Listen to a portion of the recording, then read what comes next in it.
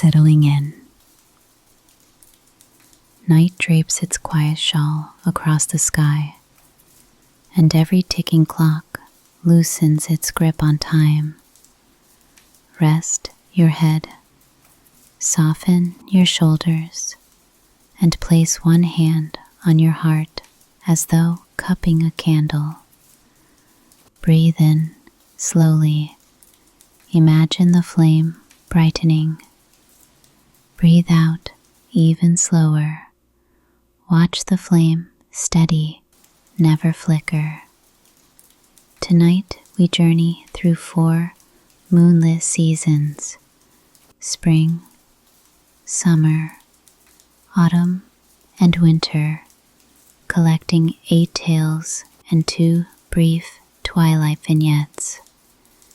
Each story is a feather for your pillow. Together they form a quilt the dawn will gently tug over your dreams. When sleep comes, let it. The stories will finish the journey for you. Spring Realm. The Clockmaker's Orchard. In the valley of first light, rows of cherry trees slumbered through winter, their bare branches hugging the pale sky. Ira, the village clockmaker, owned the orchard, but not for profit. She believed time ripened like fruit, and that patience, not hurry, was the only ladder worth climbing. On the first warm night of March, Ira carried her pocket watch down the frost-stiff path.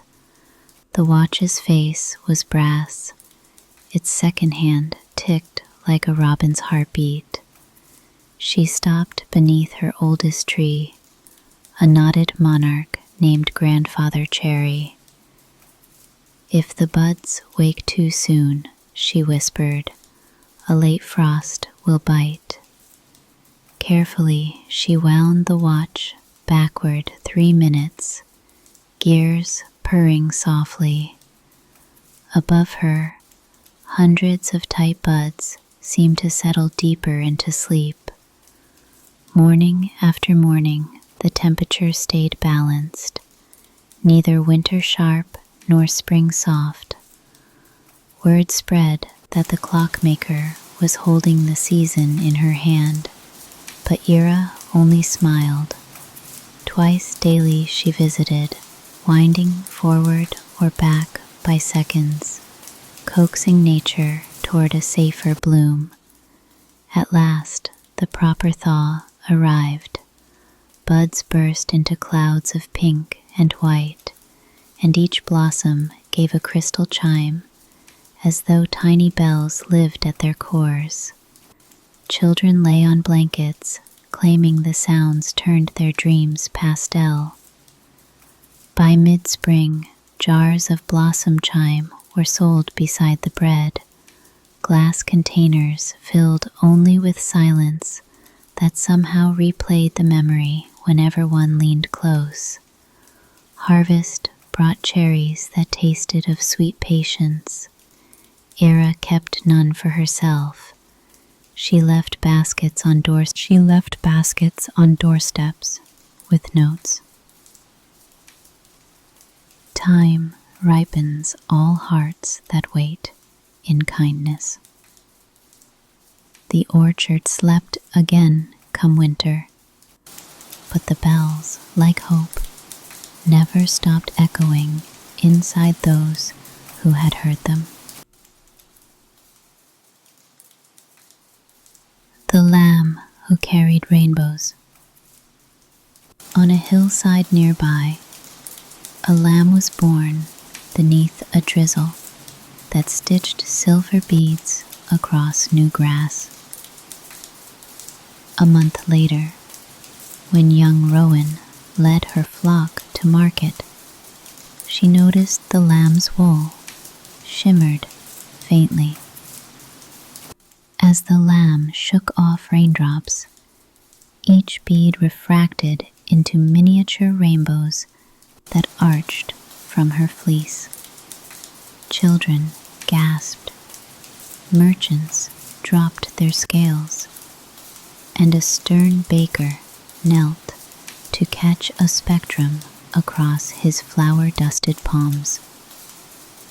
Rowan named the lamb Prism, for she scattered light wherever she trotted. The mayor, however, fretted that pilgrims might overcrowd the square. Rowan ignored caution. She guided Prism along muddy lanes, letting color fall on doorsteps dulled by long winters. A widowed potter found a sliver of violet on her work table and shaped vases thin as dragonfly wings. A lonely shepherd found red warmth spilling across his cloak and wrapped it around a shivering traveler, earning lifelong friendship. One afternoon, the mayor convened a crowd to curb the spectacle. Prism simply shook her wool, and a dome of rainbows arched over the square like liquid-stained glass. Laughter rippled through the town. Stress dissolved, and the mayor, drenched in color, declared a festival, Day of Living Rainbows. The festival endures, held each spring shower. No fences, no tickets, only open streets where wet cobblestones mirror Prism's gift. Rowan still walks at the front, grown tall now, but always holding that same gentle lead rope. The moral never dulls.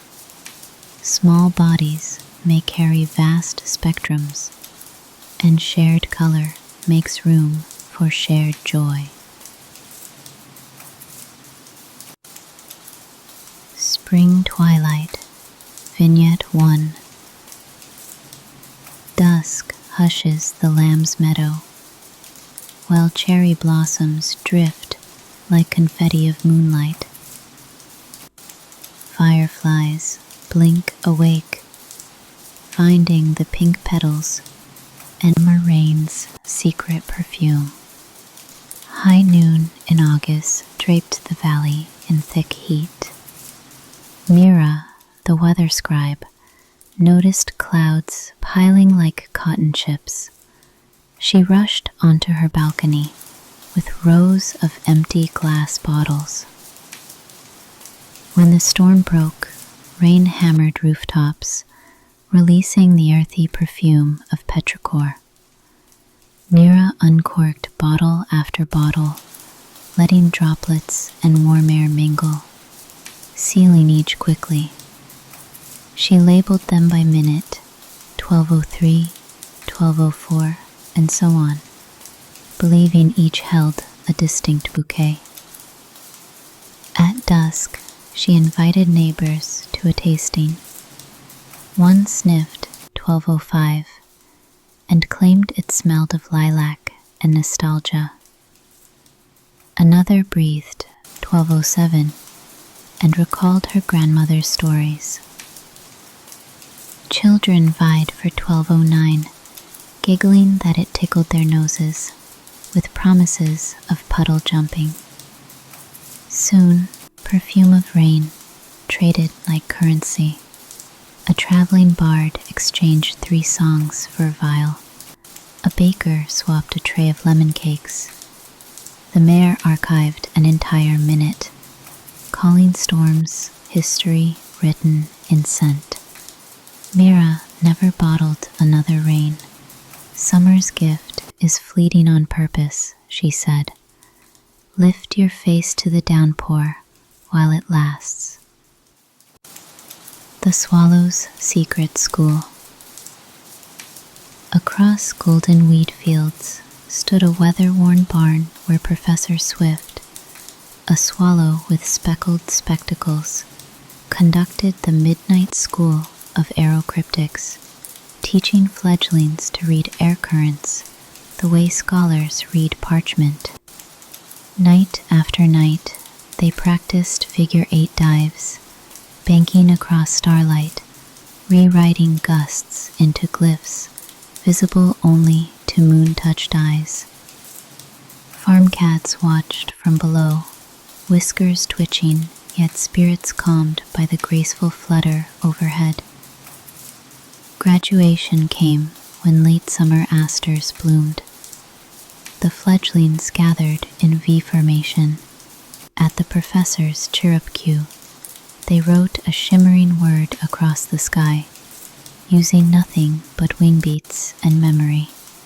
Soar. Farmers paused mid-harvest, straw hats tilted back, tears reflecting meteor streaks. The barn later collapsed in a windstorm, yet rumor claims that on very still nights, the word soar reappears, renewed each year by descendants who remember the secret school. Summer Stardust. Vignette 2. Crickets soften their chorus as warm air cools. Lantern petals drift ashore beside rain perfume bottles glowing faint gold. A hush autumn realm. The library of fallen leaves. Copperwood forest blazed bronze and scarlet under October's sun. Deep inside, a fox named Alder wore a cloak sewn from threadbare atlas pages and managed a peculiar library. Instead of books, cedar shells held leaves pressed between panes of misted glass. Each leaf preserved the final memory of the tree that released it. Summer storms, owl nests, children carving hearts into bark, moons dripping silver through branches. Travelers found the library when they needed stories they'd forgotten they needed. Alder's rule was simple: trade a whisper for a leaf. A cartographer arrived, lost in mapping purpose rather than land, and whispered, "I have forgotten why I draw lines." Alder handed him a crimson oak leaf infused with wind carving canyons. The cartographer left, compass steady again. Winter storms sometimes toppled trees, threatening the library. On such nights, the forest itself rallied, roots shifting, boughs shielding, to protect their archived past. Come dawn, Alder swept frost from panes, whispered thanks, and resumed cataloging the world's gentle goodbyes. Harvest Moon Serenade.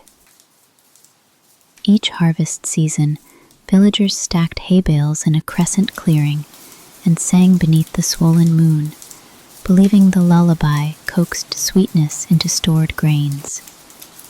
This year, young cellist Mina joined the chorus. She drew her bow. Low notes rolled across stubble fields, vibrating silo walls.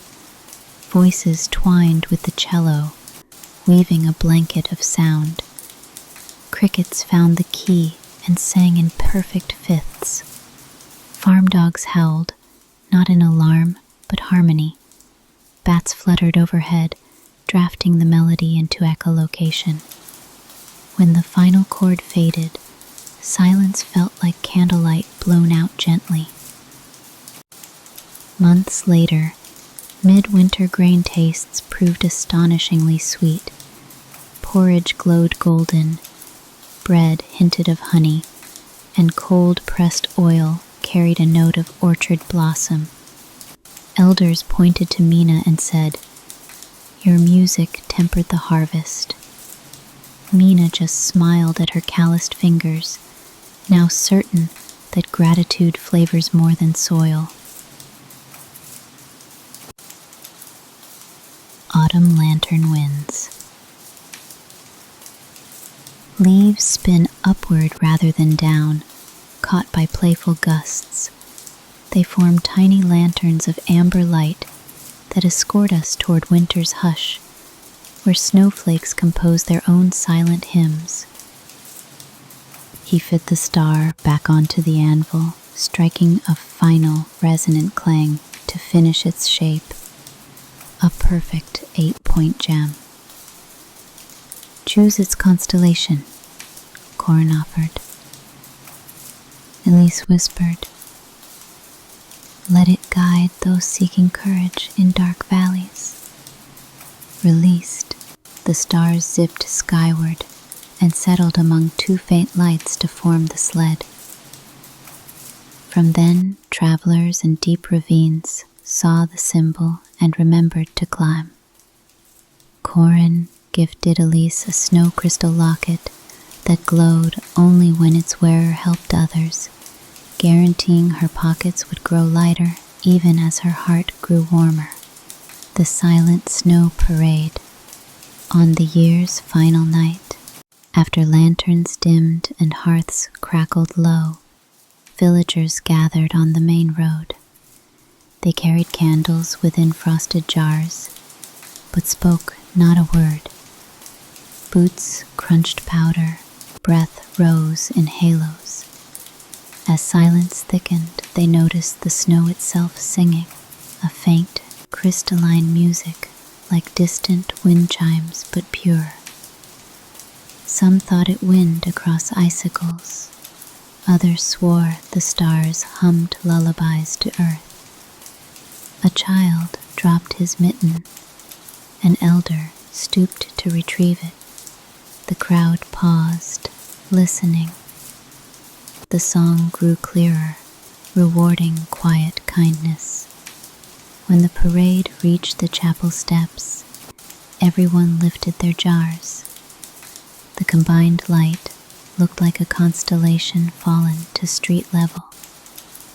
They exhaled one final breath, collective and calm, then snuffed the flames simultaneously. Darkness settled, but the snow continued its hush song until dawn painted rooftops rose gold. Scholars later dismissed the tale as illusion. The villagers disagreed, remembering a hymn that entered through the ears but took residence in the chest, proving that silence, when shared, can become symphony. Good night benediction. The silver moon gathers cherry blossoms, rainbow droplets, colored lanterns, rain perfume, leaf libraries, cello echoes, newborn stars, and snow hymns, stitching them into a quilt of seasons. May that quilt rest lightly on your breath tonight.